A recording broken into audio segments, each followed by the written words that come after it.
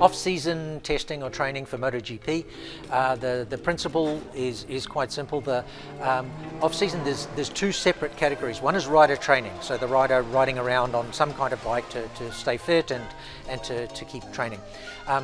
They cannot use for rider training. They can be on any circuit at any time, including in the test ban periods. It's just training, they can do what they want, but they cannot use the same class of bike that they race on. So a MotoGP rider cannot use a superbike, for example. If they use the same capacity class, so 1000cc or near close to 1000cc, it has to be a standard road bike. So they use a homologated road bike with a small list of modifications allowed for safety only. They can change the brakes, suspension, some exhaust, but no engine modifications, no software modifications. It's basically a standard road bike with some improvement in tyres, brakes and suspension. Occasionally riders, normally through a misunderstanding of the regulations, can make a mistake. Quartararo was one of those. He rode I think it was a French Championship Superbike for rider training. Okay, it's not a MotoGP bike, but it doesn't come within the list of allowed changes to a standard road bike. It had more modifications than was allowed compared to a standard road bike, so he was penalised for that.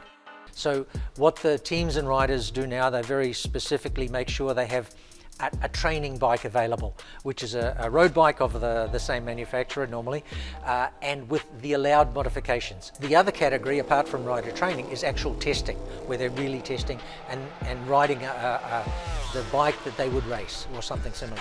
So MotoGP testing, all the tests are official tests. They're arranged by IRTA and Dorna, and they're the tests that you all know about. The pre-season shakedown test, typically in Malaysia, a 2-day test after that, another 3-day test. So the official organised tests where all the riders, all the teams are present. This is the only chance that the contracted riders have to ride a MotoGP bike. There is a separate clause for the teams, the manufacturers, that are allowed concessions. They're allowed extra testing, and currently that's Aprilia. They are allowed to use their contracted riders at the tests where normally only test riders would be allowed to run. So the contracted riders are allowed more testing in the concession teams, and that's the only extra testing that's allowed. So there's a winter test ban from the beginning of December until the end of January. 2 months where no testing is allowed. And it gives everyone a break to do work at the factory, do whatever, the teams to rebuild things, but no testing at all during those periods. Rider training is always allowed, but no testing. And there's also a summer break. Again, at the request of the teams, that in the middle of the year, typically in 3 weeks in July, we try to have a break from races, and at the same time a break in testing, just to give the riders and the teams a chance to regroup after a busy season. The test riders of the manufacturers can test for bike development any circuit, any time. There's a blanket rule: you cannot test within 14 days of a Grand Prix at that same circuit, so you can't book the circuit just before a Grand Prix. Apart from that, the test riders can test any time.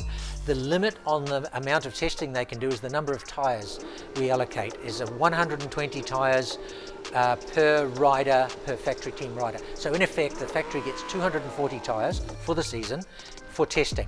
We can control that very well because we have one tyre manufacturer. They control very strictly which tyres are allocated. This is the limit for factory development testing, only with test riders. Except in the case of a concession team, they can use their factory riders and the test riders together. Still limited by the number of tyres. So that's the effective limit on the amount of off-season testing.